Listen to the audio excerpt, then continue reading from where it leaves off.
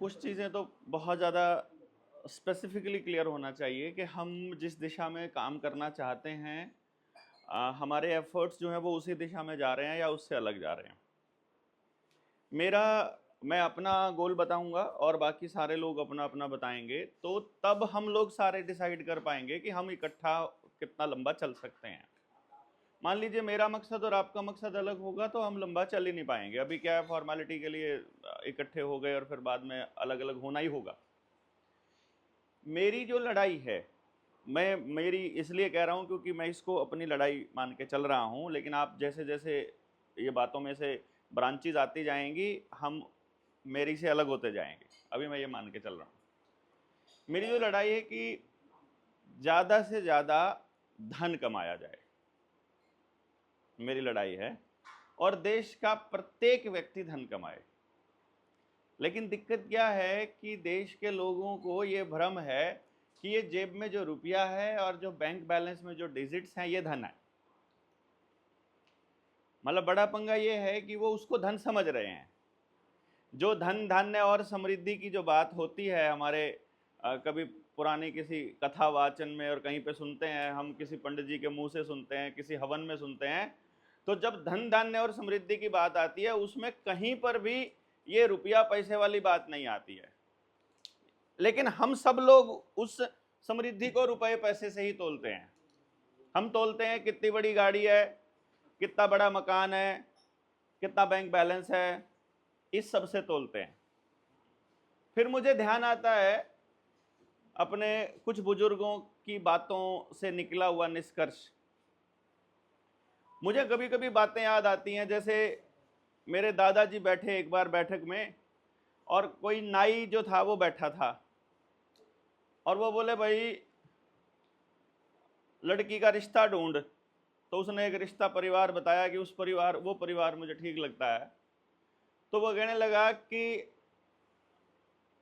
धन धान्य क्या है, परिवार के पास धन क्या क्या है।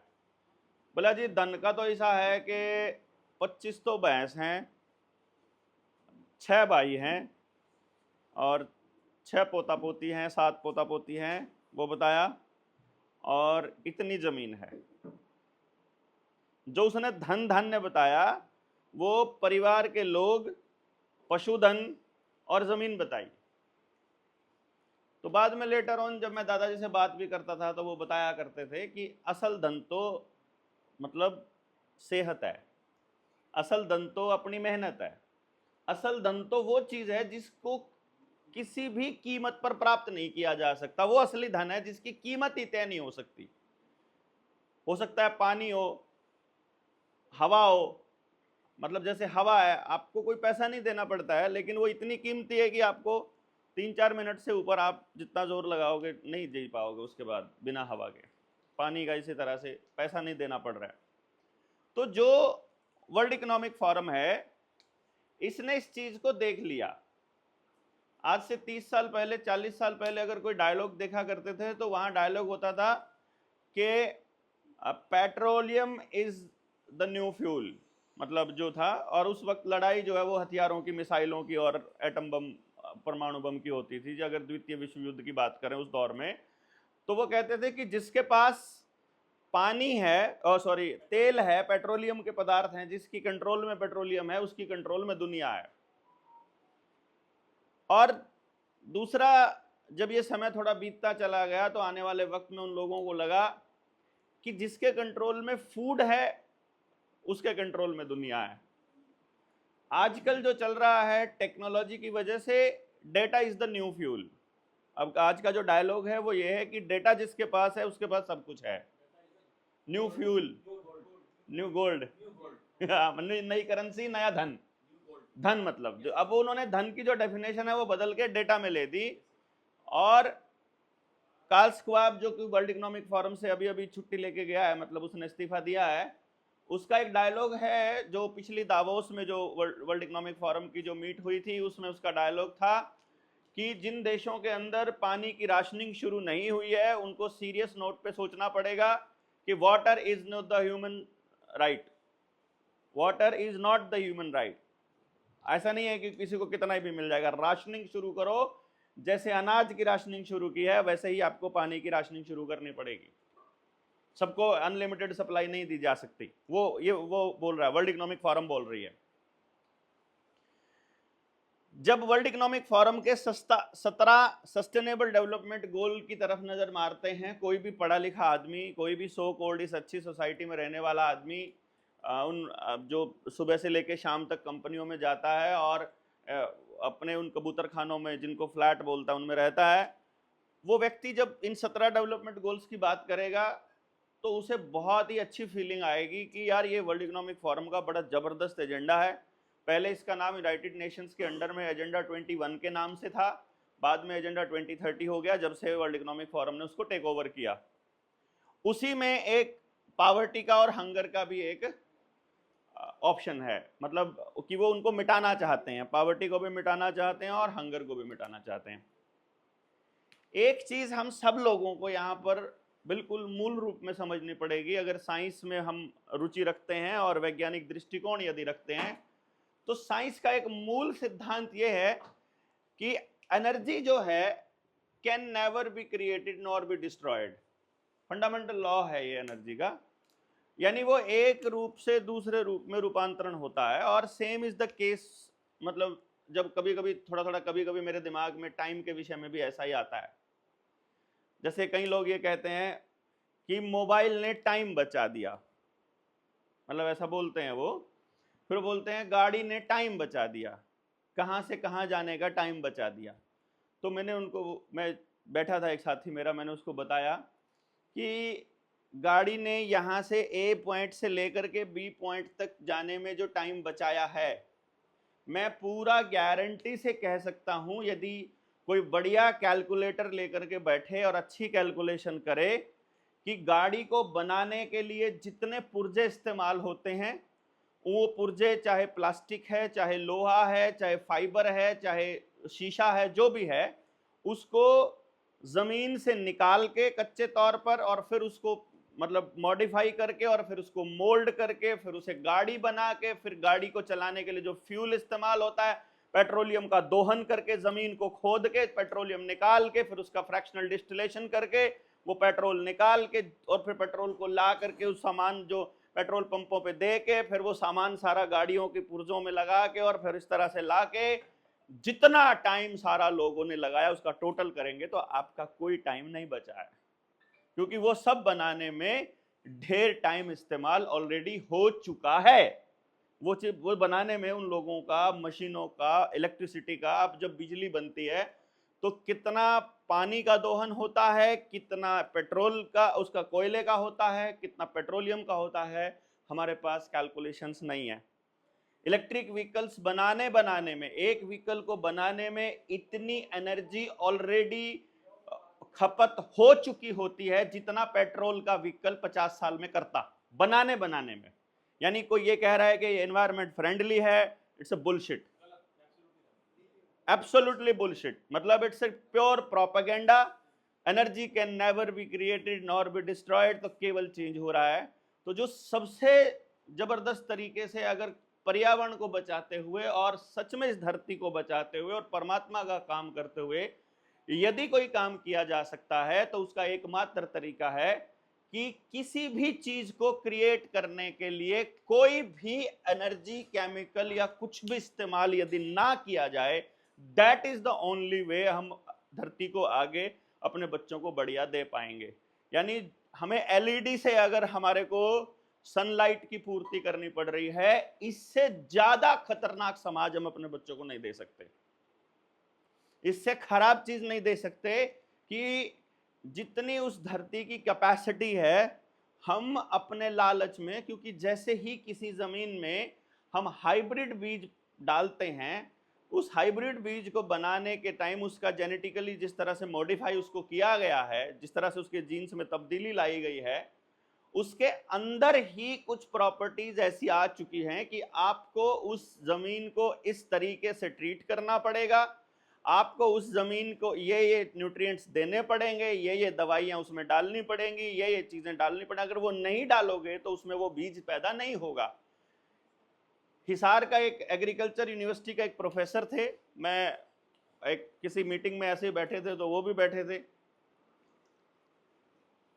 मेरी इस बात के ऊपर उन्होंने ऑब्जेक्शन उठा दिया कि तुम गलत बोल रहे हो। मैंने कहा बताइए कैसे? कि मैंने असल में जो डायलॉग बोला था वो ये बोला था कि जो NDRI है, नेशनल डेयरी रिसर्च इंस्टीट्यूट्स, ये पशुपालन सिखा रही है, और जो एग्रीकल्चर यूनिवर्सिटी है जितनी भी हैं, चाहे यूपी के अंदर हो चाहे हमारे हरियाणा में हिसार में है, मैंने कहा ये एग्रीकल्चर यूनिवर्सिटी एक्चुअली जो बीज कंपनियां हैं और जो बीज को बदलने वाली कंपनियां हैं और जो केमिकल जो बेचने वाली कंपनियां, फर्टिलाइजर कंपनियां, उनके एजेंट्स एक्चुअली है।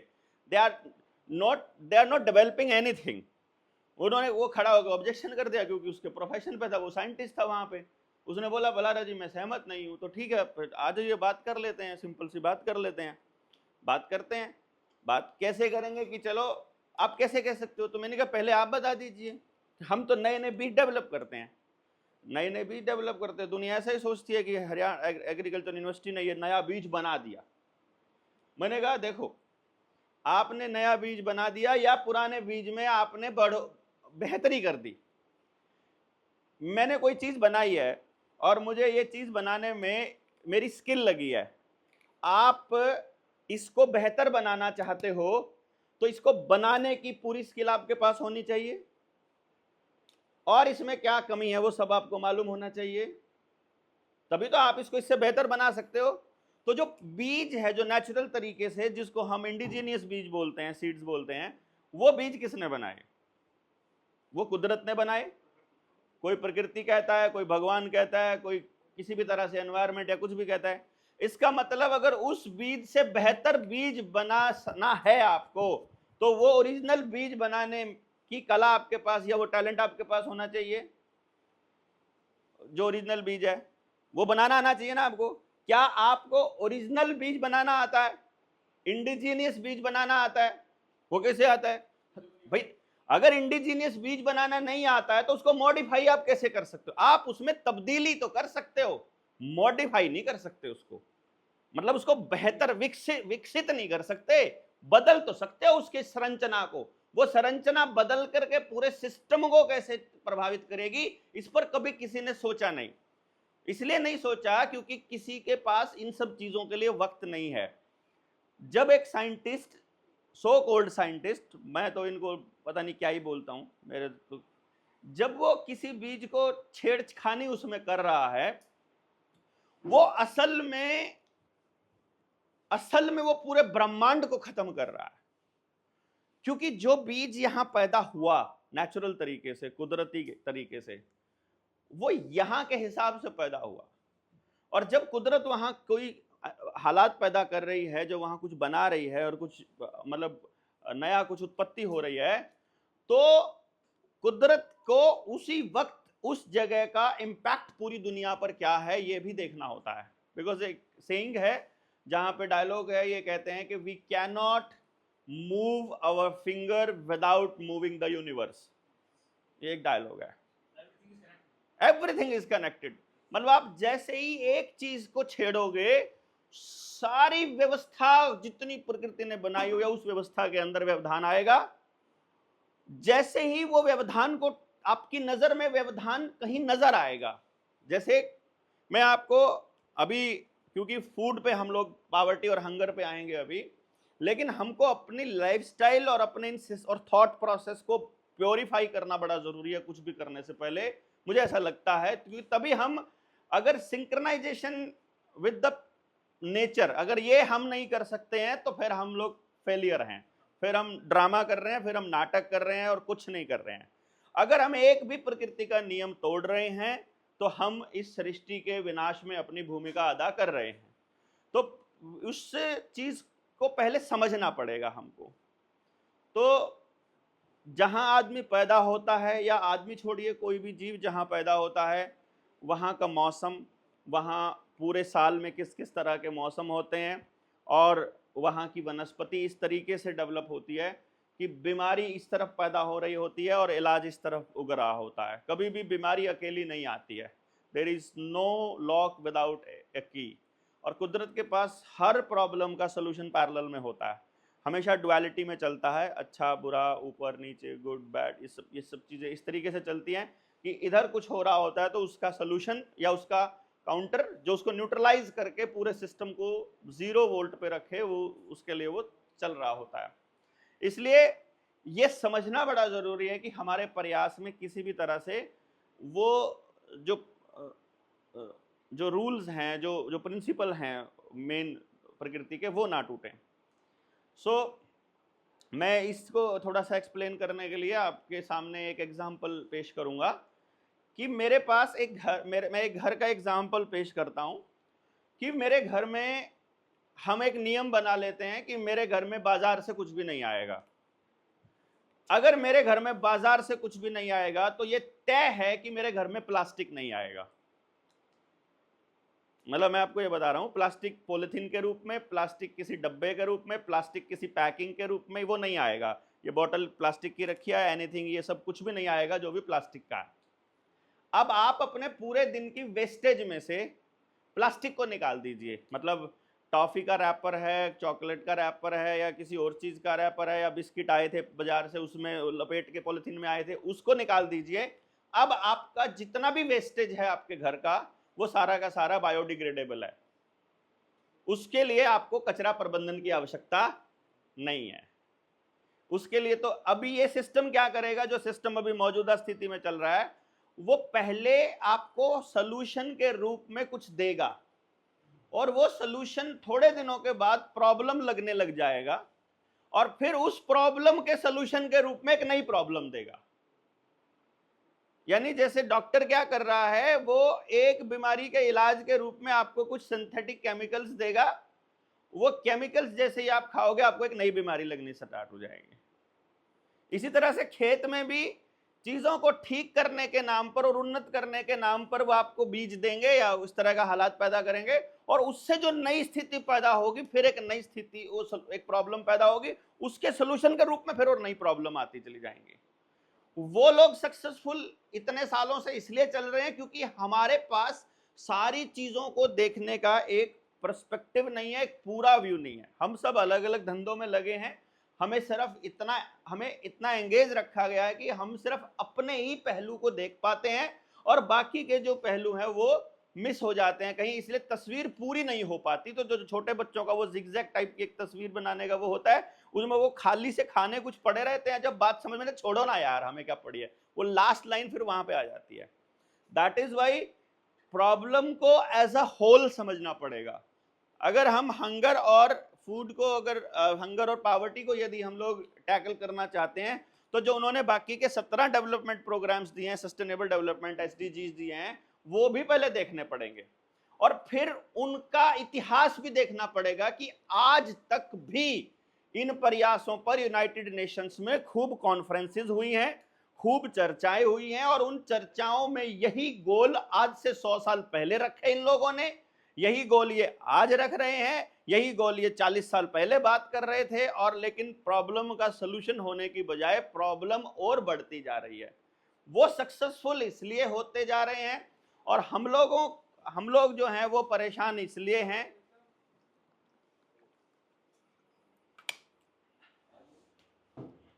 हम परेशान इसलिए हैं क्योंकि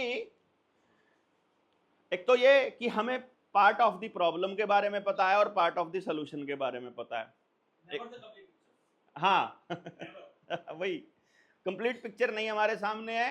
और दूसरा यह कि हमें इन चीजों को ठीक करने के लिए एफर्ट्स लगाने पड़ते हैं और उन लोगों को हालात खराब करने का पैसा मिलता है। मतलब उनको इसके लिए वो पूरा, क्योंकि वो पूरे संगठित हैं, वो पूरी तरह से यूनाइटेड हैं, प्लान्ड है उनका पूरा, स्ट्रैटेजिकली पूरी स्ट्रैटेजी बनी हुई है, वो अपना पूरी हर चीज को अमली जामा पहनाते हैं स्ट्रैटेजिकली। अगर वो किसी भी स्ट्रैटेजी पे कहीं भी फेल होते दिखाई देते हैं तो उसी के उनके फेलियर को काउंटर करने के लिए उन्हीं के सहयोगी अवेलेबल होते हैं। मतलब आप देखेंगे कि जिस वक्त आपकी विधायिका फेल हो जाएगी, जब आपका संसद और जो विधायिका है वो फेल हो जाएगी, तो उसी टाइम पे जो समाज के अंदर गुस्सा पैदा होगा, उस गुस्से को काउंटर करने के लिए, ठंडा करने के लिए, या उसके साथ में उसके सामने खड़े होने के लिए उनकी पुलिस फोर्स जो है वो सामने आ जाएगी, आरपीएफ आ जाए, आर्मी आ जाए, जितनी भी जो मर्जी आ जाए, या सिंपल उनकी पुलिस आ जाए, कोई ना कोई उनके सामने खड़ा होगा। जब पुलिस फेल हो जाएगी तो उसको बचाने के लिए जो जुडिशरी है वो सामने आ जाएगी। जुडिशरी जब फेल हो जाएगी तो उसको बचाने के लिए फिर विधायिका सामने आ जाएगी। मतलब इस तरह से ये सारा नेक्सस एक दूसरे को बचाने पे लगा है। और चूंकि हम लोग जब समाज की और देश की बात करते हैं, हमको अपने लिए कुछ चाहिए नहीं होता है, तो हमें अपने एफर्ट इसमें डालने पड़ते हैं। और जब हम इसमें एफर्ट डालते हैं, चूंकि इस सिस्टम को खराब करने वाले लोग सिस्टम के अंदर बैठे हैं, तो इसको ठीक करने वाले लोगों के ऊपर आतंकवादी का, जैसे कि सुभाष तो ये भगत सिंह की टीम है, नेताजी सुभाष चंद्र बोस जैसे लोगों को युद्ध अपराधी का, या इस तरह से जो भी आदमी इस तरह की बात करता है उसको ये कह दें कि ये दुनिया को बरगला रहा है, आपसे अल्टरनेट बात कर रहा है, तो वो उसको बागी के तौर पे प्रेजेंट कर देते हैं। और फिर कुछ दिनों में उनको इस बात की एक तरह से पब्लिक से एक मौन स्वीकृति मिल जाती है कि इसको जेल डाल दो, इसको मुकदमे कर दो, इसको इतना, इसकी क्रेडिबिलिटी खत्म कर दो पब्लिक में, ताकि ये बोलने लायक ना बचे।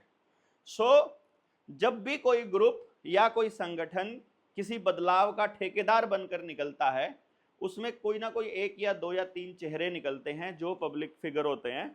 आप जब सिस्टम को, जब वो पूरा का पूरा आंदोलन अगर रगड़ना है, तो मात्र उन चेहरों को रगड़ दो तो रगड़ा जाएगा सारा कुछ, कोई दिक्कत नहीं है, उनके लिए बड़ा आसान है। इसीलिए मैं एक बात अपने साथियों को कहता हूं हमेशा कि पावर की जो असली ताकत है वो उसको छुपा कर रखने में है। और सबसे बड़ी जो ताकत है दुश्मन की वो है इंफॉर्मेशन। अगर उसके पास आपकी इंफॉर्मेशन है तो उसके पास आपकी गर्दन पकड़ने का सारा रास्ता है। क्योंकि पहले जब दुश्मन को हम कहा करते थे कि यार दुश्मन की सेना अटैक करेगी, तो हमारे लोगों को, मतलब इधर वाला जो कोई भी राजा है, वो अपने जासूस उनकी सेना में फिट कर दिया करते थे ताकि उनकी जानकारियां हम तक आती रहें। वो जानकारियां ही जीतने के रास्ते तय करती है। तो मैं जब अपने गांव में और लोगों से बात करता हूं, मैंने कहा अगर मान लो भाई एक छोटी सी बात है, भाई गांव का आदमी था, वो मेरे से इस बात पे लड़ रहा, तुम सरकार का विरोध कर रहा है भैया, ऐसा कर रहा है तो तुझे गलत कर रहा है। मैंने कहा ठीक हूं, मैं तुम्हें एक बात बता रहा हूं, तुम्हें वो विरोध दिखाई दे रही है, वो इसलिए दिखाई दे रही है क्योंकि जो तुम्हारी मान्यता है वो उसके खिलाफ जा रही है बात, तो तुम्हें वो विरोध दिखाई दे रहा है। मैं आपको एक छोटा सा सवाल पूछता हूं, आपके घर में कितने बच्चे हैं? उसने बोला एक बेटा एक बेटी। मैंने कहा अच्छा, अगर, मैंने कहा कि अगर मान लो दुश्मन को ये पता हो कि तुम्हारा बेटे की उम्र क्या है, उसे खाना क्या क्या पसंद है, वो किस स्कूल में पढ़ता है, कितने बजे घर से निकलकर किस साधन में वहाँ तक पहुँचता है, और वो उसकी किस तरह की सोच है, और वो सारी चीज़ें अगर उसे पता हो, और तेरे घर का जुगाड़ क्या है, तेरे ऊपर कर्जा कितना है वो पता हो, तो तेरा दुश्मन तेरे खिलाफ कोई चाल चल सकता है? बोला हाँ, कुछ भी चल सकता है वो तो। यानी कि तुम्हारे बारे में अगर दुश्मन को जानकारी है तो वो तुम्हें हराने का या तुम्हें मतलब तुम्हारा नुकसान करने का काम कर सकता है। बोला हाँ कर सकता है। जिसको तुम सरकार कह रहे हो वो क्या है?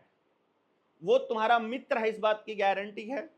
आज वो तुम्हारा मित्र है, 4 साल बाद तुम विरोधी पार्टी की सरकार आ जाए तो उस वक्त वो सरकार वो तुम्हारा दुश्मन नहीं हो जाएगा?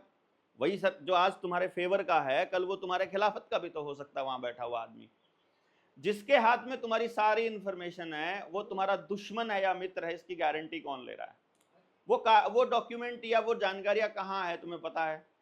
वो तो नहीं पता है। किसको दी है तुमने मालूम है? तुम तो इंटरनेट खोल रहे हो, सब कुछ जानकारी वहां इंटरनेट पे दे रहे हो। किसका इंटरनेट है, किसका ऑपरेटिंग सिस्टम है, किसके पास जानकारी सेव है, कुछ नहीं पता किसी को भी। और जानकारियां दे ही जा रहे हैं, जानकारियां दे ही जा रहे हैं, मतलब अपना सब कुछ उनको दे रहे हैं। मतलब कभी आयुष्मान कार्ड बनाने के नाम पर, कभी अपार आईडी बनाने के नाम पर, कभी आधार के साथ अटैच करने के नाम पर, कभी बिल देने के नाम पर, कभी किसी चीज के नाम पर हम अपनी बैंकिंग से रिलेटेड एक एक जानकारी उनको दे रहे हैं। और वो कौन है किसी को नहीं पता। कमाल की बात यह है कि जिसको हम जानकारी दे रहे हैं उसका किसी को नहीं, उसको किसी ने देखा नहीं, उसको कोई जानता नहीं, उसका कौन मालिक है और वो कहाँ स्टोर, कुछ नहीं, और उसका क्या इस्तेमाल कर रहे हैं, वहां रियल टाइम एल्गोरिथम तैयार होकर क्या हो रहा है कोई नहीं जानता है, और अंधे होकर के चल रहे हैं। अब वो कह रहे हैं कि हमें हंगर खत्म करनी है। बहुत आसान है, 85 करोड़ लोगों को ऑलरेडी बोल रहा है संसद के अंदर प्रधानमंत्री इस देश का कि हम लोग घर बैठे अनाज दे रहे हैं। उसके लिए बाकी के लोग जो हैं लगभग 6 करोड़ लोग हर 6 महीने में, यानी लगभग हर महीने 1 करोड़ लोग मर रहे हैं इस देश के अंदर, जो पहले नहीं मर रहे थे। 1 करोड़ एक्स्ट्रा लोग मर रहे हैं। और ये शमशान घाट का आंकड़ा है, मतलब परसेंटेज नहीं, परसेंटेज वाइज नहीं, जितने पहले मर रहे थे ना उससे ऊपर टोटल। ये हमने जून 2024 तक का आंकड़ा निकाला था, नवंबर से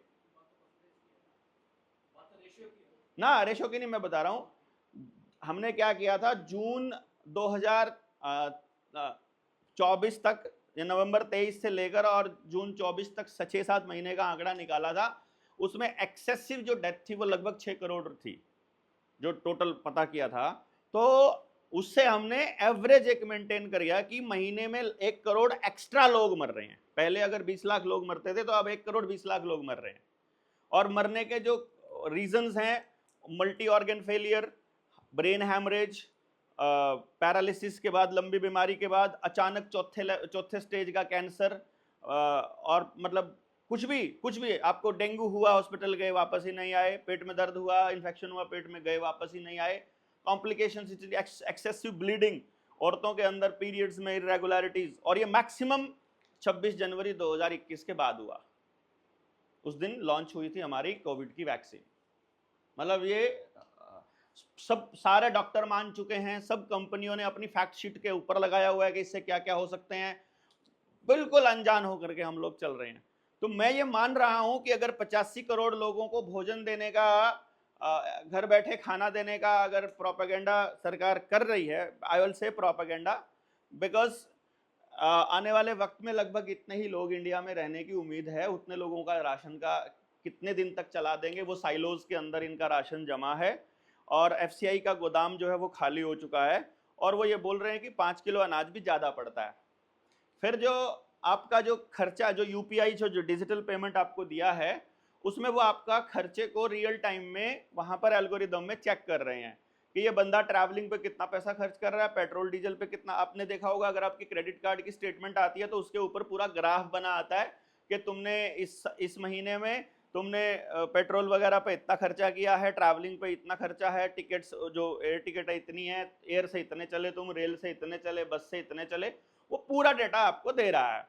तो इसका मतलब है उनको मालूम है कि इस देश की मैक्सिमम पॉपुलेशन कितने में गुजारा कर रही है। भाई राशन इतना, राशन वाले का इतना पेमेंट जमा हुआ, ग्रोसरी के स्टोर है उनका यूपीआई पेमेंट है, तो उस बंदे का महीने में कितना राशन खर्चा हुआ पता है, कपड़े पे कितना खर्चा पता है, जूते पे कंपनी, क्योंकि जूते की कंपनी पे जाओगे जूता खर्च हो रहा है, तो पूरा एक्सपेंस का डेटा निकल के आता है। और वर्ल्ड इकोनॉमिक फोरम का डेटा ये कहता है कि आज का भारत के रुपए के हिसाब से यदि रखा जाए तो 6,000 रुपए महीने में एक आदमी, यानी 200 रुपया डेली में एक आदमी का रहना, खाना और उसका ट्रैवल और उसके कपड़े और उन सब का खर्चा निकल जाएगा। यही अमाउंट, एग्जैक्ट यही अमाउंट राहुल गांधी अपने पिछले 3 चुनावों में बोलता आ रहा है कि हर आदमी के खाते में, गरीब आदमी के खाते में 72,000 रुपया साल का हम देंगे, जिसको वर्ल्ड इकोनॉमिक फोरम ने यूनिवर्सल बेसिक इनकम बोला था, यूबीआई बोला था कि हम लोग किसी भी आदमी को सरवाइव करने के लिए जो मिनिमम जो खर्चा है वो 6,000 रुपए, 6,000 के डिजिट्स, ये रुपया अलग चीज है, तो ये 6,000 कह रहे हैं कि इतने रुपए में गुजारा हो जाएगा।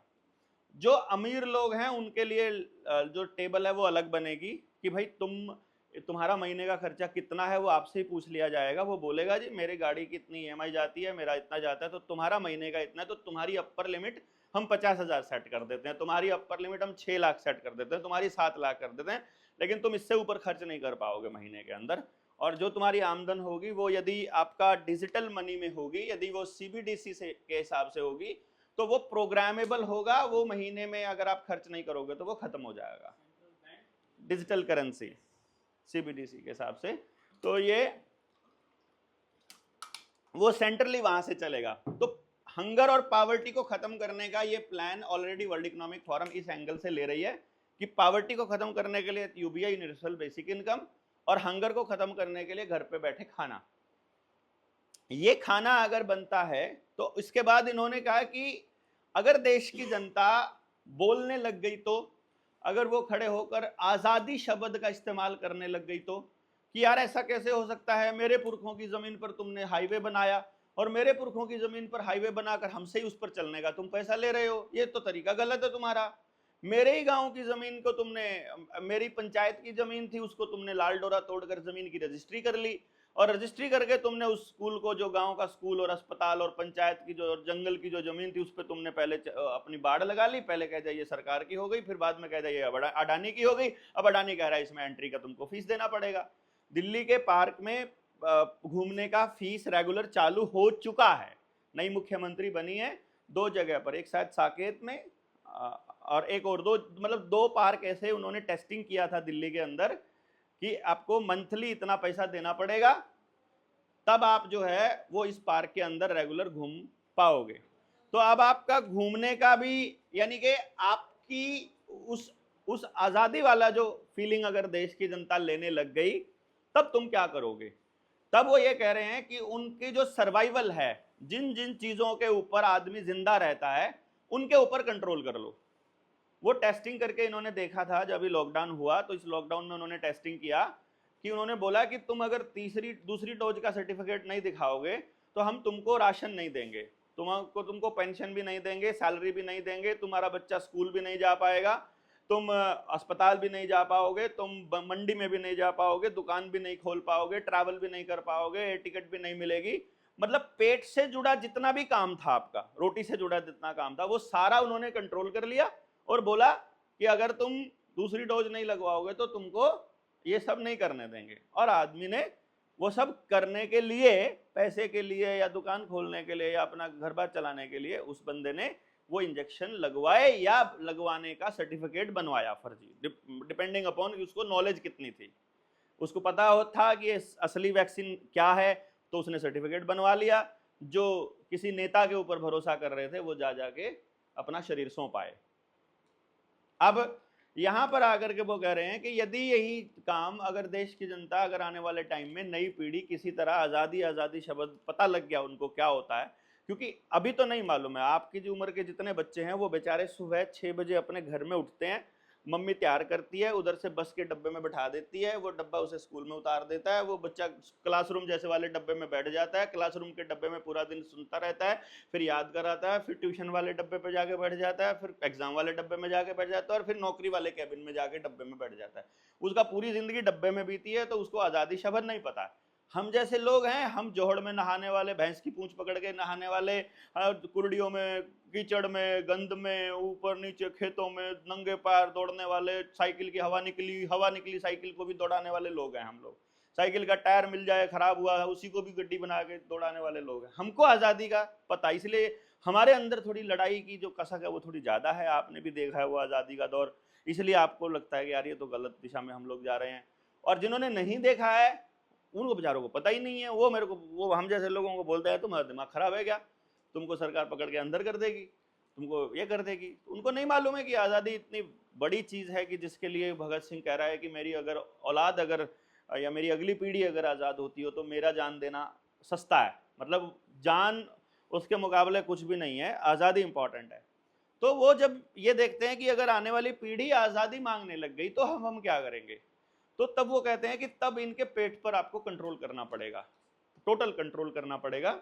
इनके पास खेत में जंगल नहीं, इनके हर गांव की जो अर्थव्यवस्था है वो जंगल आधारित होगी, तो वेस्टेज जीरो होगा। मैं आपको बता रहा हूं, अगर आपके घर के अंदर कच्चा फर्श है, पानी की वेस्टेज जीरो होगी। यदि आपका फर्श है तो आपको इस फर्श की डेली पोचे पोचे में आप मिलियन बिलियंस ऑफ गैलन पानी का वेस्ट कर दोगे। यदि आप टॉयलेट करने के लिए जंगल में जाते हो तो पानी की वेस्टेज पर पर्सन ज्यादा से ज्यादा 1 लीटर है, और यदि आप अपने घर के टॉयलेट में करते हो तो पर पर्सन डेली की, मैं डेली की बता रहा हूं, 3 बार अगर वो बाथरूम भी करता है तो 1 गिलास बाथरूम को नीचे लेकर जाने के लिए 20 लीटर पानी वो बटन दबाता है, 20 लीटर का फ्लश करता है 1 लीटर गिलास पे, 1 गिलास मूत्र पे मतलब। और अगर 2 बार अगर टॉयलेट जा रहा है तो 20-20 लीटर, वो 20 लीटर का होता है ना, वो 15 लीटर 20 लीटर से कम का नहीं होता है ना, 1 बाल्टी पूरी आ जाती है उसके अंदर फ्लश के अंदर। यानी प्रत्येक व्यक्ति जो कि 1 बोतल और 2 बोतल्स में काम चला रहा था या मैक्सिमम 4 बोतल में काम चला रहा था, यानी 4 लीटर में, वो डेली 50 लीटर या 100 लीटर मिनिमम पानी वेस्ट कर रहा है इस टॉयलेट को। ये मल्टीप्लिकेशन है पर पर्सन, वो मतलब कितने गुना वेस्टेज चल रहा है। तो ये प्रकृति के नियमों का दोहन है। आयुर्वेद के अंदर जिसने भी आयुर्वेद पढ़ा है उनको मालूम है कि आयुर्वेद में किसी की लैटरिंग जिसने कर रखी है उसके ऊपर लैटरिंग करने से बीमारियां आती हैं, ये वहां पर मेंशन्ड है। किसी ने कहीं मूत्र कर रखा है उसी के ऊपर करना। ये तो हमारे घर के टॉयलेट थोड़े ठीक है, एयरपोर्ट के बढ़िया है, क्योंकि जो सोफिस्टिकेटेड से लोग हैं वो इन्हीं जगहों पे जाते हैं। उन्होंने बस स्टैंड वाला बाथरूम थोड़ी ना देखा है कि मतलब उन्होंने वो थोड़ी देखे हैं जो नॉर्मल जगह पर बने हुए हैं वो। यानी अल्टीमेटली वो किसी न किसी तरह से वो पूरे की पूरी फैमिली को बीमार करने का पूरा प्रोपेगेंडा चला हुआ है। बुजुर्ग बताते हैं कि हमारा जो टॉयलेट का जो स्टाइल है, अगर हमें हेल्दी रहना है तो वो ये होना चाहिए कि एडी उठी हुई और इस तरह से हमारों को बैठना पड़ेगा, मतलब नीचे उकड़ू बैठने का जो स्टाइल है, that is the only way अगर आपको पूरा इंटेस्टाइन खाली करना है तो। लेकिन उन्होंने हमको ऐसी दे दी कि हम सिर्फ इतने ही बैठ पाते हैं, जो इंग्लिश टॉयलेट है उसमें इसी तरह बैठ पाएंगे, और जब हम इस तरह बैठ पाएंगे पूरा पेट कभी साफ नहीं हो पाएगा, इस तरह से हम बीमार हो जाएंगे। अभी उनको ये मालूम है कि अगर आपके खाने का स्टाइल बदल दिया जाए, अगर आपको फर्श पे बिठाया जाए या आपको खाने का जो खाने की जो आइटम है, पहली बात तो खेत में बीज ही आपके हाइब्रिड दे दो, फिर आपको केमिकल्स दे दो खेत के अंदर, फिर इस तरह के बीज दे दो जिसमें पानी की खपत बहुत ज़्यादा होती है, तो आपका अंडरग्राउंड पानी का दोहन भी ज़्यादा होगा। फिर उसके बाद जब आपके यहाँ स्टोरेज होकर के खाना आता है, आपकी थाली में आता है, पहले तो उसमें केमिकल ही पड़ा हुआ है। फिर आपके बैठने का स्टाइल है कि चौकड़ी मार करके, पालथी मार करके नीचे बैठ कर खाएगा तो हेल्दी रहेगा, डाइनिंग टेबल पर बैठकर खाएगा तो बीमार होएगा। तो सबको डाइनिंग टेबल दे दो, सबको सोफे दे दो, सबको डबल बेड परमानेंट घर के अंदर फिक्स कर दो कि नेगेटिव एनर्जी का पूरा भंडार हर घर के अंदर हो जाए और ये घर खाली कभी ना ही कर पाए। अब जब बीमार होंगे, अब ये दिक्कत क्या आ रही है कि आपका फ्यूल, आपकी जिंदगी चल रही है फ्यूल से। फ्यूल आप गाड़ी में डाल रहे हो, पता चल रहा है कि गाड़ी के अंदर डलने वाला जितना भी पेट्रोलियम पदार्थ है, चाहे डीजल है, पेट्रोल है, तारकोल है, सीएनजी है या फिर मिट्टी का तेल, जो भी आप पेट्रोलियम का पदार्थ इस्तेमाल करते हो, वो सारे पेट्रोलियम के जितने कुएं हैं पूरी दुनिया में, उनमें 70% जो पेट्रोलियम के कुओं का जो कारोबार है वो रॉकफेलर फैमिली के पास है। अब कमाल की बात यह है, वही रॉकफेलर फैमिली यूनाइटेड नेशंस को फंडिंग करता है, वही रॉकफेलर फैमिली WHO को फंडिंग करता है, वही रॉकफेलर फैमिली सारी यूनिवर्सिटीज को फंड करता है। जितनी बड़ी यूनिवर्सिटी हम अपने आप में कहते हैं पूरी दुनिया की, जो टॉप अपने आप को कहने वाली यूनिवर्सिटी, सबका करिकुलम रॉकफेलर फैमिली डिजाइन करती है। तो अब वो रॉकफेलर फैमिली तेल के कुओं के कारोबार पे कब्जा कर चुकी है, हथियारों के कारोबार पे कब्जा कर चुकी है, मिसाइल्स के कारोबार पे या रफेल बनाने के, इन सब पे कारोबार उनका है।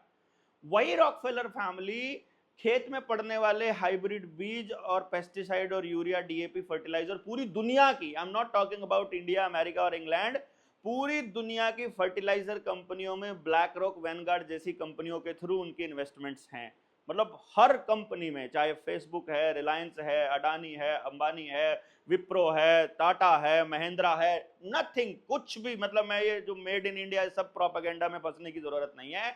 हर कंपनी जो भी वहां जो उधर सेंसेक्स के अंदर लिस्टेड है, उस कंपनी के अंदर उनका इन्वेस्टमेंट के जरिए डिसीजन मेकिंग में मोटा उन्हीं का हाथ है, उन्हीं की इन्वेस्टमेंट है। उनकी मर्जी के बिना यहाँ कोई नया प्रोडक्ट लॉन्च नहीं हो सकता, कोई नया प्रोडक्ट चल नहीं सकता, कोई नया प्रोडक्ट की बिसात यहाँ पर, किसी नई उद्योगपति की बिसात यहाँ पर नहीं है। तो वही फर्टिलाइजर कंपनियों के मालिक हैं पूरी दुनिया के। अब वो खेत में फर्टिलाइजर डाल करके और जो केमिकल डाल करके जब हम बीमार होते हैं, तो सिंथेटिक ड्रग का जो कारोबार है, जिसको हम दवाइयां कहते हैं, ये मेडिकल जो स्टोर हैं एलोपैथी के, सारी फार्मा कंपनियों रॉकफेलर फैमिली की हैं। मतलब बीमारी भी उन्हीं की दी हुई है और इलाज भी उन्हीं का। ये गाड़ी के शीशे बन रहे हैं, शील्ड, वो विंडशील्ड बन रही है, मिरर बन रहा है, टायर बन रहा है, इंजन बन रहा है, जो गाड़ी के अंदर आइटम इस्तेमाल हो रही है, ऑटोमोबाइल के अंदर जिस भी गाड़ी में हो रही है, सब उनका है। जिस भी गाड़ी में हो रहा है। आपका मोबाइल है, ये साउंड के इक्विपमेंट हैं, ये दूसरी जितनी आइटम है, खाने वाले जितने पैकेट फूड वाली जितनी बड़ी कंपनियां हैं, सब उनकी है।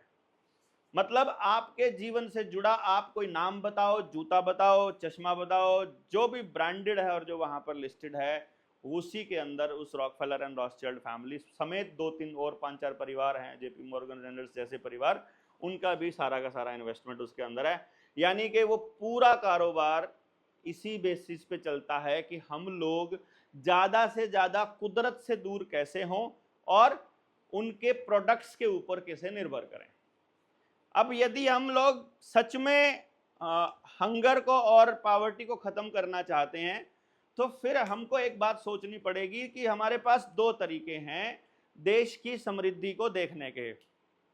पहला तरीका यह है कि हम देखें कि मेरे देश में टोटल धन कितना है, कि इतने ट्रिलियन की इकोनॉमी हो गई, फलाना ढिमकाना, ये सब डायलॉग बोला जाए। पहला तो डायलॉग ये है कि कितने ट्रिलियन की इकोनॉमी है, ये डायलॉग।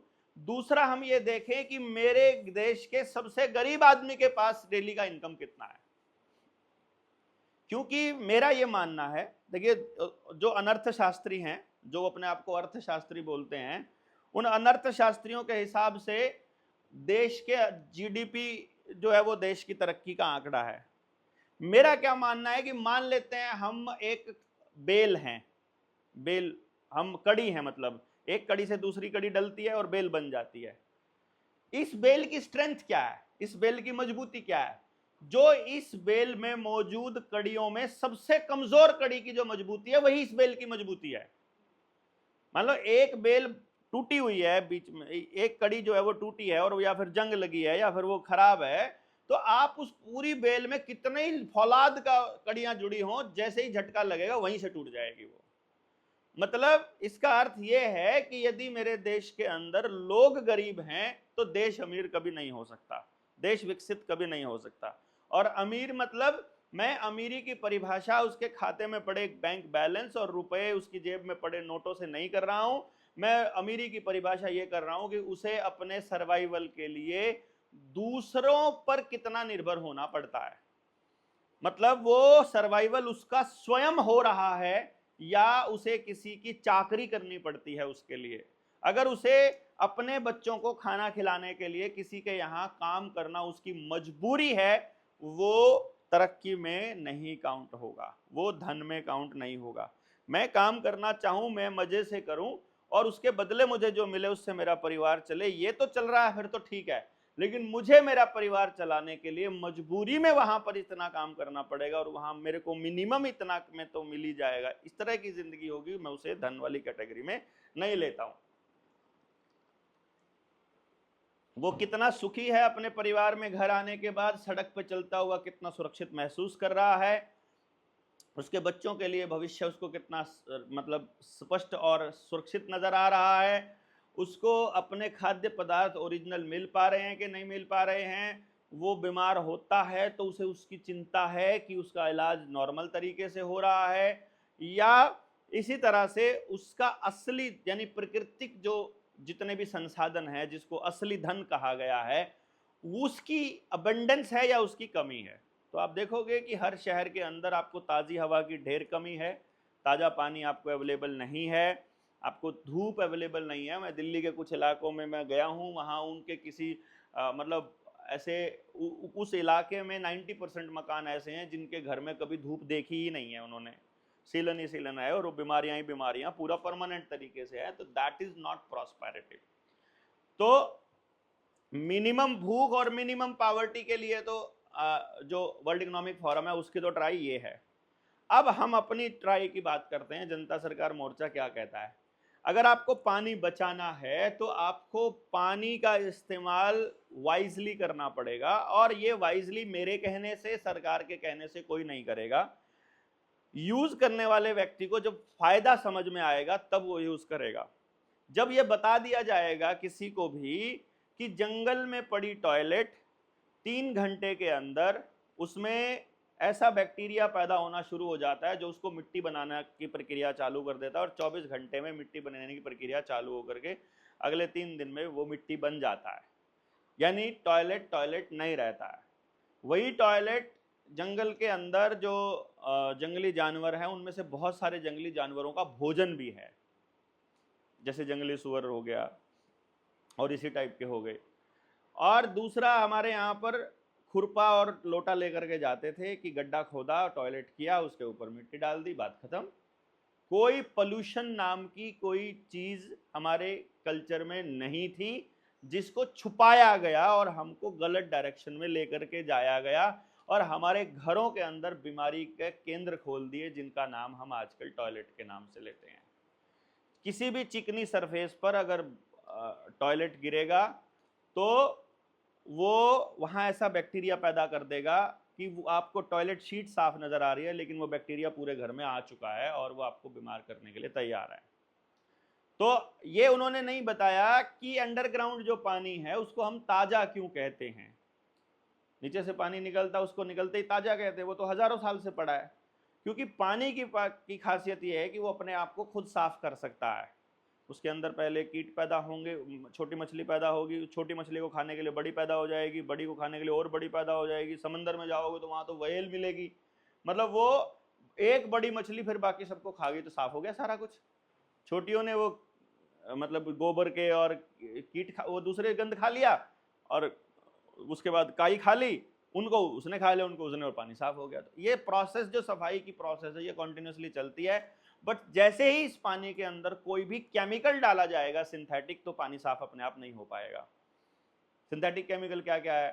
फेस वॉश, साबुन, शैम्पू, वो कंडीशनर, आपका बॉडी पे लगाने वाली अलग क्रीम, मतलब ऊपर से लेकर नीचे तक लगने वाले सारे कॉस्मेटिक, और टॉयलेट को साफ करने वाले हैंड वॉश, और टॉयलेट को साफ करने वाला वो नीला नीला सा प्रोडक्ट वो डालते हैं। वो जैसे ही उसमें डाला वो अंडरग्राउंड पानी में गया। अब वो पानी अपने आप को कभी साफ नहीं कर पाएगा। अब उसकी सोल्यूशन के लिए आपके पास आएगा वाटर ट्रीटमेंट प्लांट। लैट्रिन के पानी को कहते हैं ये पीने लायक हो गया है, मतलब वो इस तरह से प्रेजेंट करेंगे जैसे सच्ची में पीने लायक हो गया है।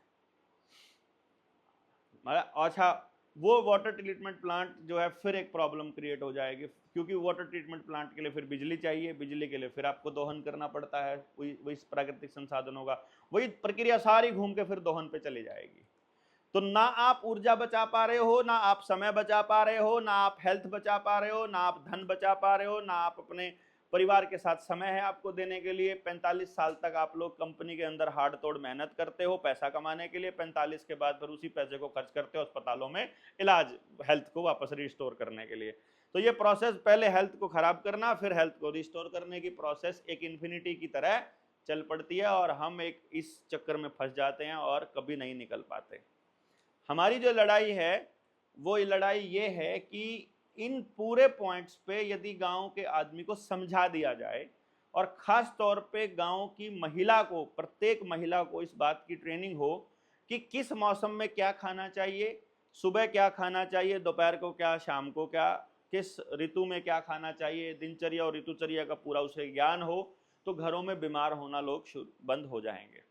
अगर केमिकल शरीर में है, हमारा शरीर के अंदर कोई भी डिजाइन ऐसा नहीं है कि हम कोई चीज डायरेक्ट ब्लड स्ट्रीम के अंदर डाल सकें। तो जितना भी ये पंचर पद्धति है, जितना भी ये इंजेक्शन पद्धति है, ये कोई भी इंजेक्शन हमारी बॉडी के लिए मतलब हेल्पफुल होने की बजाय उल्टा वो उसके अंदर हैवी मेटल्स बॉडी के अंदर पड़े ही रहते हैं, वो नुकसान ही करता है अल्टीमेटली लास्ट में जा करके।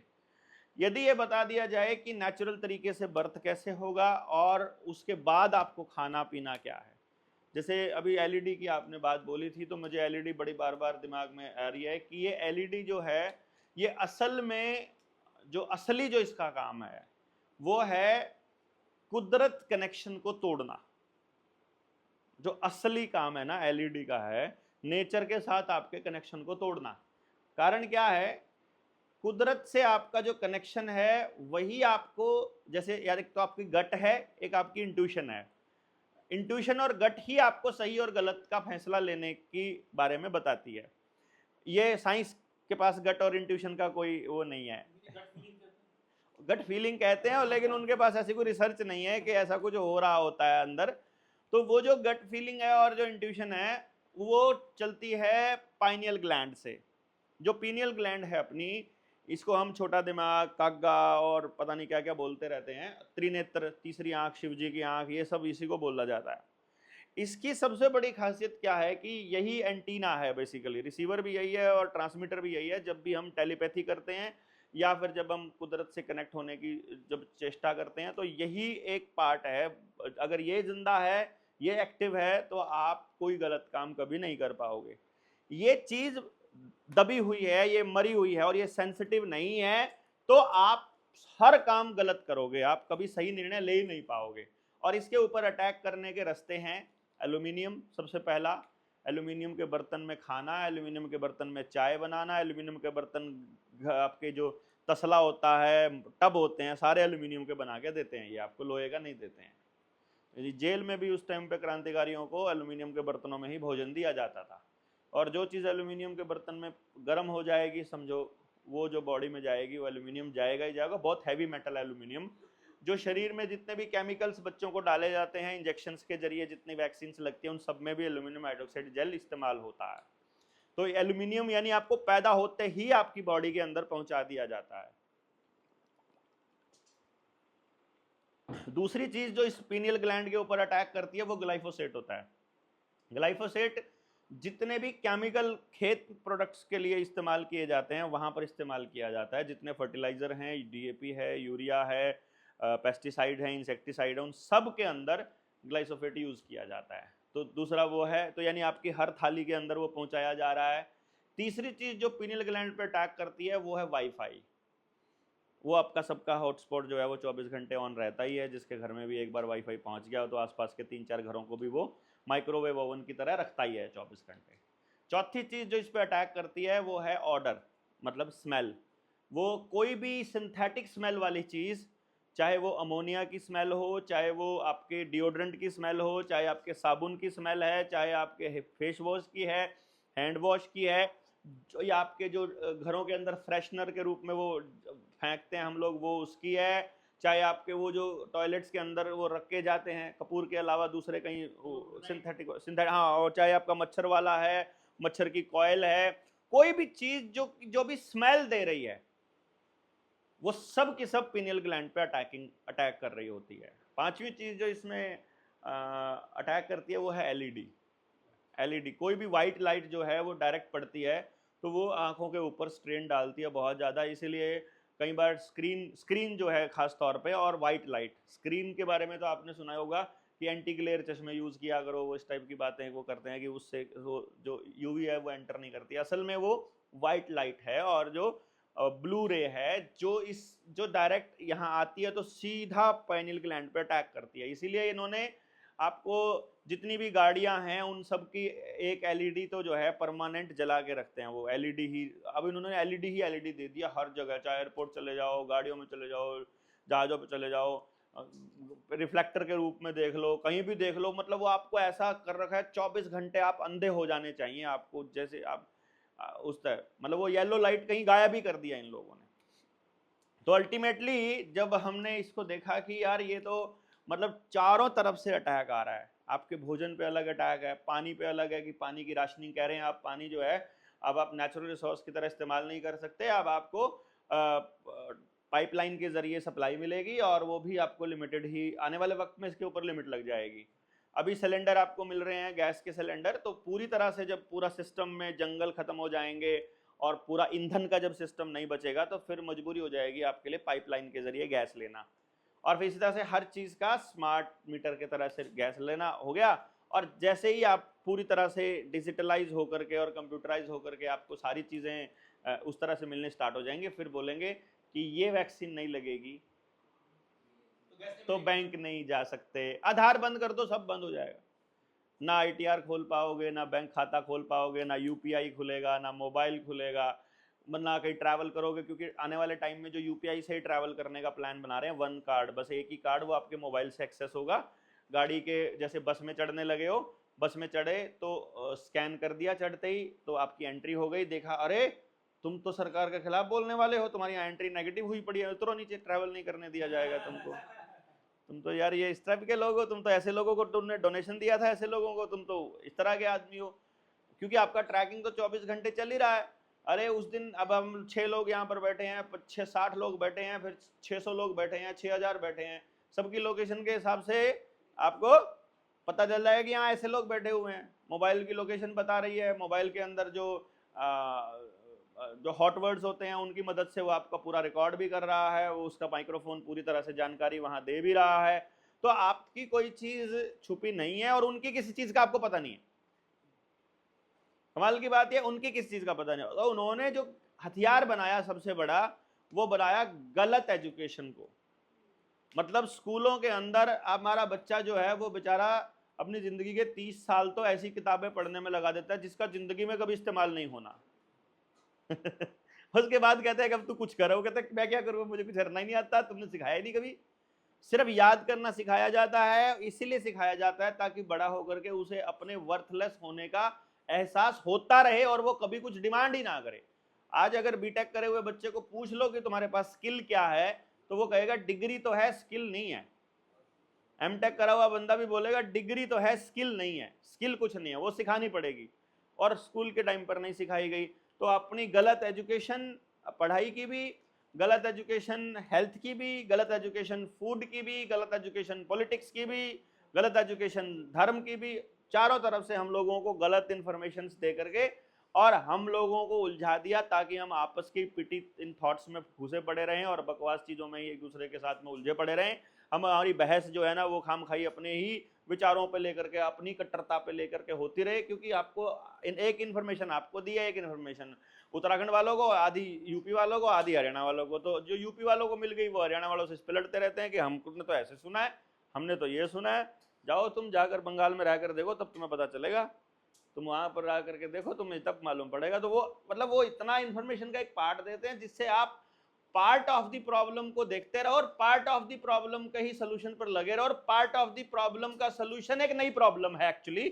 जब तक आप एज अ होल पूरी प्रॉब्लम को नहीं समझते देखते, तब तक हम उसका सोल्यूशन नहीं कर पाएंगे। एंड एज अ होल समझने के लिए हमको इनके रूट कॉजेस पे जाना पड़ेगा और ये देखना पड़ेगा कि इस प्रॉब्लम का सोल्यूशन प्रकृति आधारित कैसी हो, जिसमें पैसा इन्वॉल्व ना हो।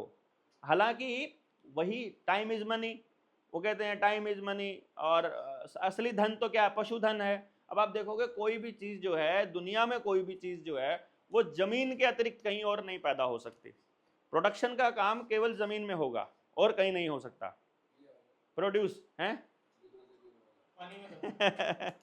नहीं, वो जमीन में ही होगा, सब कुछ जमीन में हो रहा है। वो जितने केमिकल हैं सारे जमीन से निकल रहे हैं, जितना पानी इस्तेमाल हो रहा है सारा जमीन से हो रहा है। जानवर जितने हैं, आप खाल चमड़ा चाहिए जानवर से, जानवर कहाँ से खाएगा, पेड़ पौधे से, पेड़ पौधा कहाँ से, जमीन में होगा। सोना जमीन से निकलेगा, एल्यूमिनियम जमीन से निकलेगा, तांबा जमीन से निकलेगा, पानी जमीन से निकलेगा, कोयला भी, सब कुछ, एवरीथिंग इज फ्रॉम लैंड।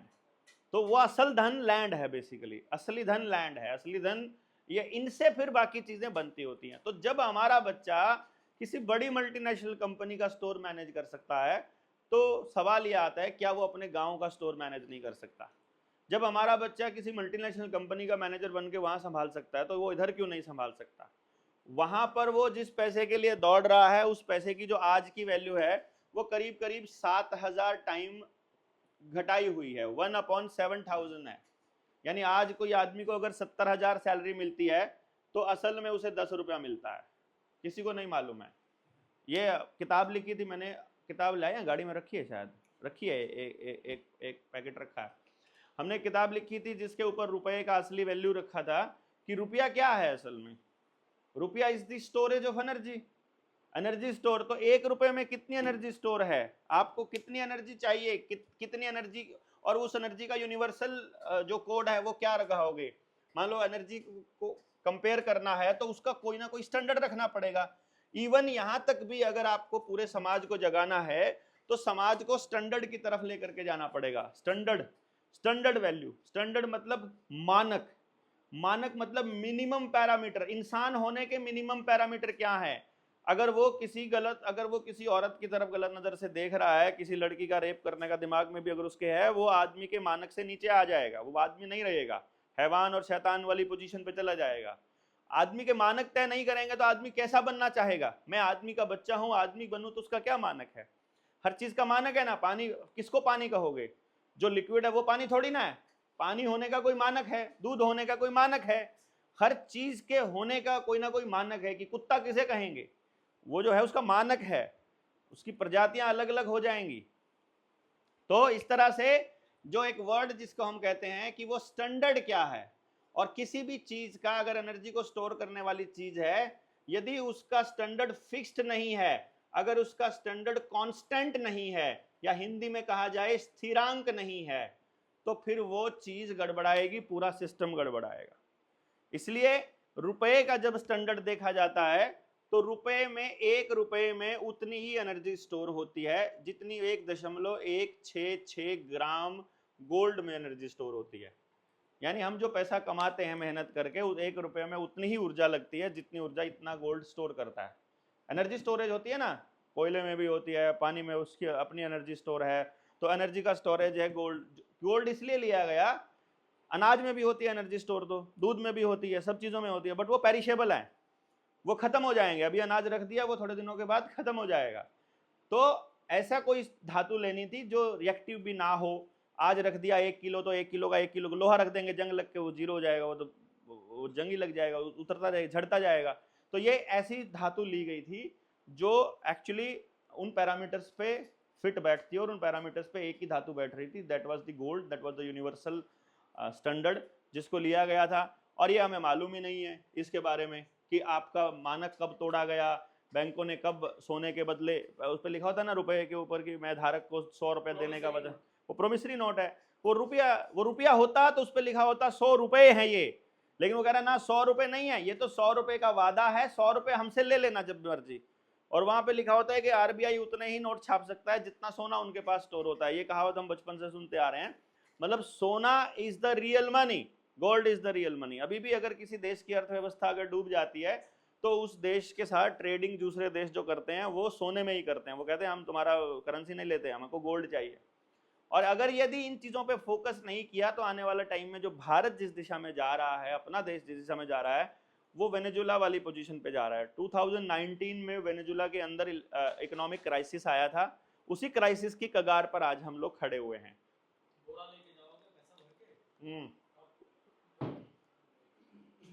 बोरा लेके नहीं, उन्होंने वेनेजुला में पहला देश बना था वेनेजुला जिसने 10 लाख रुपए का नोट मतलब लॉन्च किया था।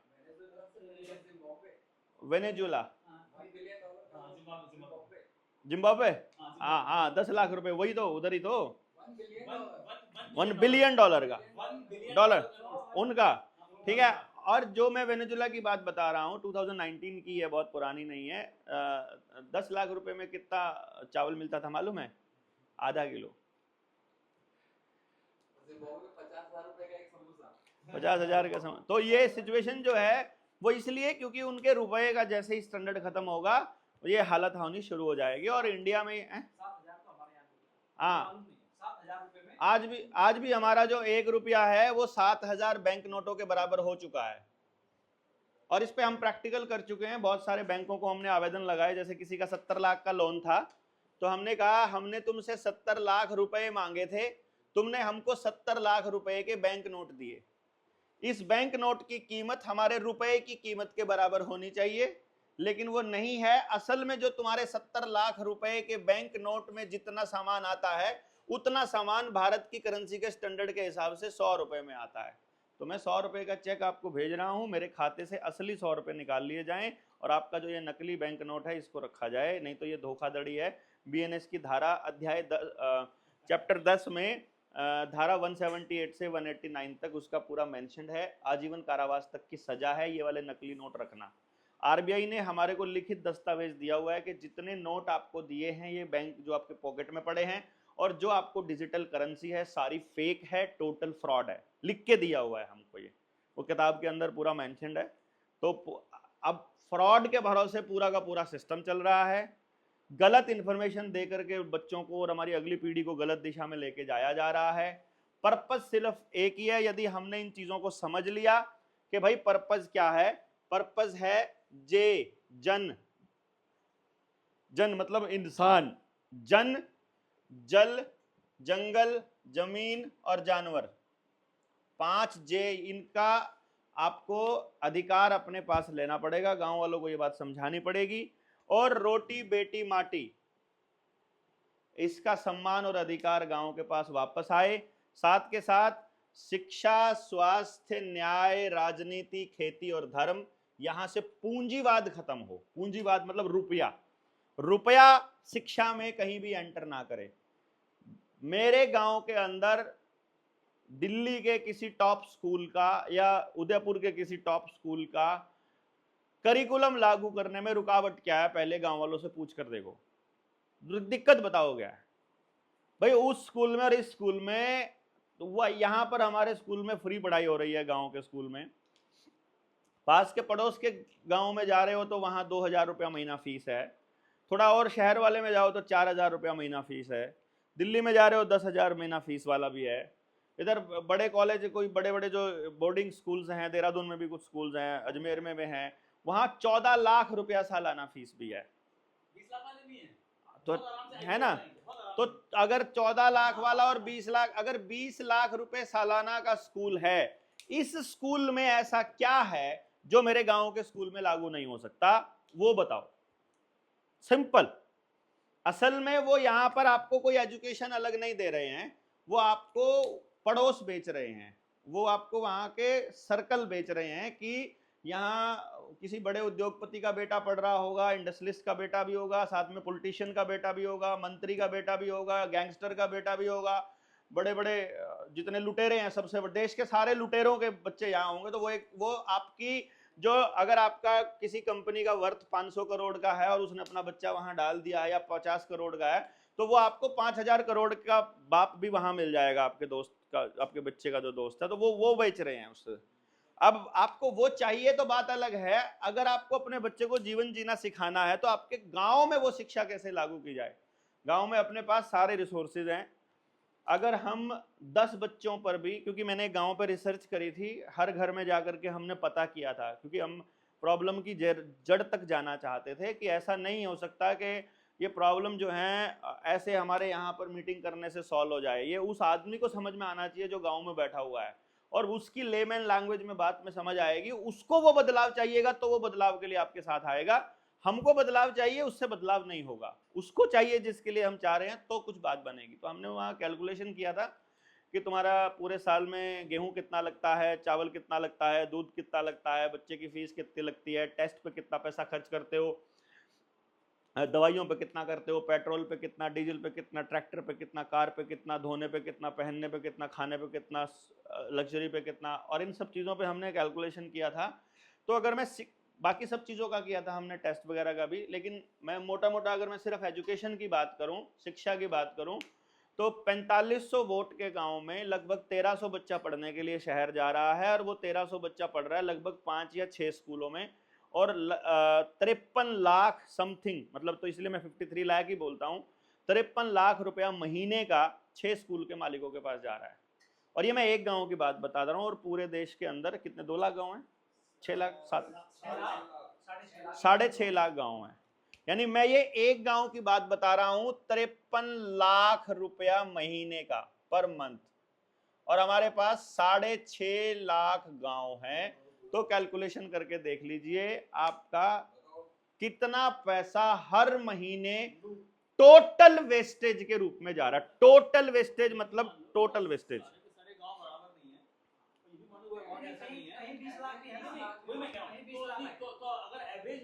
मैं 2 लाख गांव ले लेता हूं, नहीं क्यों 2 लाख कर दिया ना, यहाँ पे तीसरा हिस्सा कर दिया मैंने।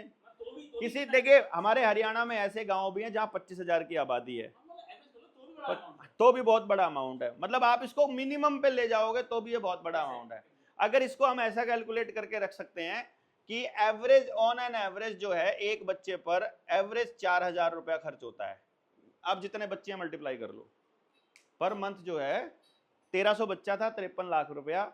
हर गांव का यही हाल है, क्योंकि वहां 10,000 महीना देने वाला बच्चा भी है और 2,000 में पढ़ने वाला बच्चा भी है और फ्री पढ़ने वाला भी है, तो सबका एवरेज निकल के यही निकल के आता है। और अगर सरकारी स्कूल में पढ़ने वाला बच्चा और वहां टीचर्स के ऊपर जो खर्चा हो रहा है उसका कैलकुलेशन यदि हम करते हैं तो भी एक बच्चे पर लगभग 3500 रुपया ही खर्चा आता है। वो कैलकुलेशन भी हमने करके देखा था, तो वो लगभग 3 से 4 हजार रुपया पर बच्चा खर्च हो रहा है, और उस खर्च का रिजल्ट क्या है? उस खर्च का रिजल्ट इतना खतरनाक है कि यदि देश के लोगों को पता चल जाए कि आपकी व्यवस्था में ही बच्चों की बर्बादी का मतलब डिजाइन बना करके दिया हुआ है। डिजाइन कैसे बना के दिया हुआ है? हर साल करीब करीब 50 करोड़ 5 करोड़ बच्चा है।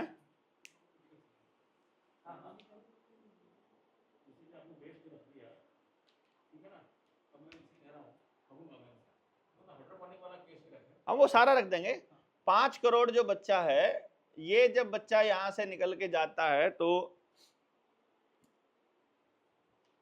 पैदा हो रहा है, तो उसमें से लगभग 50 लाख बच्चा 12वीं पास करता है हर साल।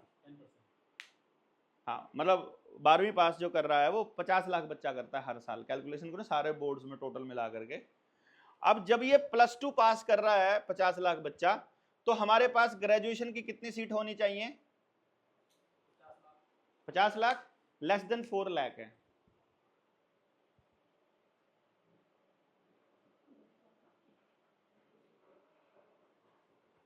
जो टोटल ग्रेजुएशन की सीट हैं, जिसमें मेडिकल की, इंजीनियरिंग की, नॉन मेडिकल की, कॉमर्स की, आर्ट की, प्राइवेट कॉलेज की, सरकारी कॉलेज की, टोटल कॉलेजेस का ग्रेजुएशन की सीट 4 लाख है।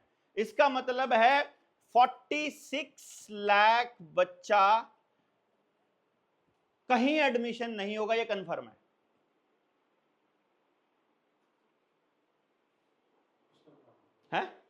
क्या होगा? वो तो हमने वो एज ए सोसाइटी हम सोच नहीं पा रहे ना। वहां क्या हो रहा है? उस बच्चे का बाप, जो 46 लाख बच्चे हैं, इनका बाप उस बच्चे को रोज कह रहा है, साले थोड़ा और पढ़ लेता तो तेरा एडमिशन हो जाता। और जो वो 4 लाख हैं, ये सब भी यही बात कह रहे हैं, थोड़ा और पढ़ लेता तो अच्छे कॉलेज में हो जाता। ये सारे भी यही कह रहे हैं। मतलब इनमें से एक भी आदमी, इनमें से भी एक भी पेरेंट खुश नहीं है, एक भी बच्चा खुश नहीं है, और इनमें से भी एक भी बच्चा और पेरेंट खुश नहीं है। इनके अंदर कोई फीलिंग नहीं है देश को बचाने की। ये जब 4 लाख बच्चा ग्रेजुएशन कर लेता है तो मास्टर करता है। 4 लाख सीटें हैं, हमने 50 लाख से 4 लाख पे आ गए, तो हमारे पास मास्टर्स में कितनी सीट होनी चाहिए? कम से कम 4 लाख तो हो, लेस देन 40,000 है। और 4,000 से ऊपर पीएचडी की सीट नहीं है पूरे देश के अंदर, पूरे भारत के अंदर। मात्र 4,000 बच्चा रिसर्च तक पहुंच पाएगा, और वो रिसर्च भी आपको ऐसी करनी पड़ेगी कि गाइड का सिलेंडर भी भरना पड़ेगा, उसके बच्चे भी पढ़ाने पड़ेंगे, उसके रसोई का सामान भी ढोना पड़ेगा। यही होता है। हाँ से खंडी सारा सामान ला के जब आओगे। हाँ, ये पीएचडी करने का डिजाइन है, अपने यहाँ पढ़ाई का डिजाइन है ये, ठीक है। यहाँ रिसर्च से कोई लेना देना नहीं है। इस जो ये पढ़ा है बच्चा, इस पढ़ने के बाद इसे कुछ नहीं आता है, चाहे आपने बीटेक कर ली, एमबीए कर ली, जितनी मर्जी कर ली, जब आप किसी कंपनी में जाते हो तो कंपनी में जाते ही सबसे पहले कंपनी का एचआर इसी तरह के एक व्हाइट बोर्ड के ऊपर खड़ा होकर के कहता है, जितना जितना जो जो पढ़ के आए हो अपना घर रख के आना, कल से नया सेशन चालू होगा, ये करना है तुमको। अब तक जो कर रहे थे सब wastage of time and money था। ठीक, हाँ 1 मिनट बस, खत्म ही कर रहा हूँ मैं। हाँ हाँ हाँ हाँ, कोई बात नहीं, कोई बात नहीं। हाँ, मैं आपका कर देता हूँ, ठीक है। तो अब ये पॉइंट हो गया डिजाइन। अब मैं ये कह रहा हूं कि मूल रूप से मेरे पास, मेरे इसलिए बोल रहा हूं, मैं इस पे काम करने वाला इंडिया का पहला आदमी हूं, और हमारा पूरा संगठन इस पे बैठा हुआ है। पहले ये फ्रेंचाइजी मॉडल था मेरा, जो मैंने अब बदल के बंद करके अब मैं सोशल मॉडल पे ले आया हूं। अब मैं ये कह रहा हूं कि मैं पहला आदमी हूं इंडिया का जिसने इसके ऊपर ग्राउंड पे काम किया है, कि हम 3 साल की उम्र में से लेकर किसी भी बच्चे को ये बता सकते हैं कि तुमको परमात्मा ने ये दिमाग दिया है, तुम ये काम करके खुश रहोगे। ये नहीं बताते कि तुम क्या करोगे। आदमी का बच्चा कुछ भी कर सकता है, लिमिट उसके सामने हमने नहीं रखनी है कि तुम ये करोगे, तुम ये नहीं करोगे, तुम पॉलिटिशियन बनोगे, तुम ये ना, ये नहीं बताना। हम ये कहेंगे कि तुम्हारा जन्म बोलने के लिए हुआ है, अब तुम नेता बनकर बोलते हो, कि एचआर का ट्रेनर बनकर बोलते हो, कि वकील बनकर बोलते हो, कि टीचर बनकर बोलते हो, कि भाषण देने वाले बनकर बनते हो, कि कोई पंडित जी बन के वाचन, कुछ भी करके आप क्या बोलने से तुम्हारी जिंदगी में मजा आएगा। तुम अगर चुप हो जाओगे तो जिंदगी तुम्हारी बेकार हो जाएगी। किसी दूसरे बच्चे को बता देंगे तुम्हारा चुप रहने में तुम्हारी खुशी है, तुम्हारे पैरों में एनर्जी है, तुम्हारे हाथों में है, तुम्हारी आंखों में है, तुम्हारे सिर में है, तुम्हारे थॉट प्रोसेस में है, एवरीथिंग। तो अगर हमको ये मालूम पड़ जाए तो स्कूल की सिस्टम के दौरान क्लास में अगर 40 बच्चे हैं, 40 के 40 बच्चों का टैलेंट अगर पता हो तो 40 के 40 बच्चों को उनकी जिंदगी के लिए तैयार किया जा सकता है, और 16 साल की उम्र से पहले वो जो उनका टैलेंट है उससे वो अपना जीवन कैसे चलाएंगे इसकी ट्रेनिंग उनको स्कूल में ही दी जा सकती है। 100% एम्प्लॉयमेंट, क्योंकि मैंने बताया सब कुछ जमीन से निकलता है। प्रकृति के नियमों का पालन करते हुए, मांसपेशीय ऊर्जा का इस्तेमाल करते हुए हम अपने गांव के अंदर ऐसा मॉडल खड़ा कर सकते हैं जिसमें हमारे बच्चे को ना ट्रैवल करना पड़ेगा। फिर ये जो गितिर गडकरी का जो बयान है कि देहरादून से दिल्ली 2 घंटे में, अरे 2 घंटे में जाना क्यों है पहले मुझे तो बता दे। जब मेरे बच्चे को पैदल चल के स्कूल मिल रहा है और स्कूल के से पढ़ने के बाद में वहीं पैदल चल के काम मिल रहा है तो उसे जाना किस लिए है? घूमने के लिए जा रहा है अगर, तो 2 घंटे के बजाय 20 घंटे लगा लो तो भी क्या फर्क पड़ रहा है? जाना है रियल एस्टेट के लिए, जीडीपी के लिए। तो इसलिए क्या है, इस पूरे के पूरे प्रोसेस को यदि हम समझना चाहते हैं, जीडीपी क्या है ये समझना पड़ेगा। हम सुबह से लेकर रात तक किस तरह की एक्टिविटीज में शामिल होते हैं और जन्म से लेकर मृत्यु तक हम किस तरह के काम करते हैं। अगर ये सारा का सारा सिनेरियो यदि हम लोग समझना शुरू कर दें, क्योंकि हर एक्टिविटी हमने जब रिसर्च करी है तो हमने ये बताया है कि इन चप्पलों में भी षड्यंत्र है। आपको जो हाई सोल, ये जूता जो मैंने हाई सोल का पहना हुआ है, इट्स ऑल कॉन्स्पिरेसी। हम जूते पहनने के लिए डिज़ाइन ही नहीं है। हमारा नंगे पैर रहना ही हमारे हेल्थ की सबसे पहली निशानी है। तो नंगे पैर हमारे जो पुरखे रहते थे वो मजबूरी में नहीं रहते थे, गरीबी में नहीं रहते थे, उन्होंने जीवन का अल्टीमेट जिस्ट निकाल के रखा हुआ था। उनको पता था कि कुदरत से जुड़ने का रास्ता जमीन है, धरती है, खुला आसमान है, इसीलिए वो फ्लैट में नहीं रहते थे। उनके घर में बड़ा आंगन होता था, इसलिए वो पेड़ के नीचे सोते थे दिन में और रात को छत के ऊपर सोते थे। इसीलिए वो अपनी हवा को दूषित नहीं करते थे, क्योंकि वो कहते थे ऐसा नहीं था कि मशीन बनानी नहीं आती थी, उनको पता था कि जो मशीनों की गर्र गर्र है, आप ये छोटा बच्चा अगर किसी के घर में इतना बच्चा हो तो जो मशीन है वो इसको इतनी इरिटेट करती है जिसकी कोई हद नहीं है। और जो आदमी थोड़ा बहुत भी आध्यात्मिक होगा उसे भी हल्की मोबाइल का जो वो मोटर होती है उसकी वाइब्रेशन भी बजती है ऐसे सिर में, जो थोड़ा सा चीज़ों को कनेक्टेड हो परमात्मा से थोड़ा बहुत, उसे पता लगता है कि आपकी गाड़ी का हॉर्न है, चाहे आपकी गाड़ी का इंजन है, चाहे आपके दूसरे मशीन है, जितनी मशीन है, हर मशीन इस सृष्टि की वाइब्रेशंस को डिस्टर्ब करने के अलावा कुछ भी नहीं कर रही है। ना वो आपका समय बचा रही है, ना वो आपकी ऊर्जा बचा रही है, उल्टा वो दोहन करके और प्रॉब्लम और केओस खड़ा कर रही है। तो that is why we need a forum जो समझने और समझाने पर इस पे काम कर सके, जिसमें, क्योंकि हमने एक चीज, मैंने अभी तक जिस गांव में मैं गया और जहां हमने बात करी है वहां मुझे एक स्पष्ट क्लियरिटी नजर आई है कि गांव वाले बोल के कहते हैं कि हम क्या करें। मैंने कहा तुम बताओ, तुम समाधान चाहते हो? हाँ, समाधान क्या है? मैंने कहा समझ ही समाधान है। तुमको समझ में आ गया तुमको कैसे खाना है, तुमको कैसे हगना है, तुमको कैसे मूतना है, तुमको कैसे खाना बनाना है, क्या बनाना है, क्या नहीं बनाना है, कैसे जीवन जीना है, क्या लाइफ है, क्या परमात्मा है, क्या शरीर है, क्या पेड़ है, क्या पौधे हैं, क्या बीज है, क्या मिट्टी है, अगर ये पता लग गया तो आपको मालूम है कि आपको क्या करना है एज ए सोसाइटी। तो मैं ये कह रहा हूं कि अभी जो सोसाइटी के अंदर जो चलन है वो ये कहता है कि अगर 22 लाख फॉर्म भरे जाएंगे और 10,000 भर्तियां हैं, 10,000 भर्तियों पे अगर 22 लाख फार्म, नॉर्मल है ना 22 लाख फॉर्म, तो अगर परसेंटेज कैलकुलेट की जाए 4, 2, 3, 4, 5, तो ये बनता है 10/22। 10,000 भर्तियों की बात कर रहा हूं, 10,000 भर्तियां होती नहीं है, 1,000 भर्तियों से ऊपर नहीं होता है। 0.04% इज द सक्सेस रेट। मतलब इस एजुकेशन सिस्टम में फेलियर रेट की जो गारंटी है 99.9 से ऊपर है, फेलियर गारंटीड है। तो इस सिस्टम को बदलना ही पड़ेगा।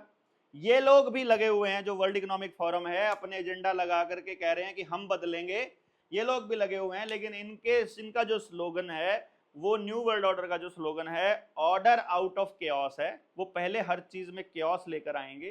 पुलिस महकमे में केओस मचेगा, आपका एनवायरनमेंट में केओस मचेगा है। हाँ, यस, प्रॉब्लम रिएक्शन सोल्यूशन। तो उनका काम क्या है कि वो पहले इस तरह के हालात पैदा करेंगे कि कहीं युद्ध हो रहा है, कहीं बाढ़ आई है, कहीं भूकंप आया है, सूखा आया है।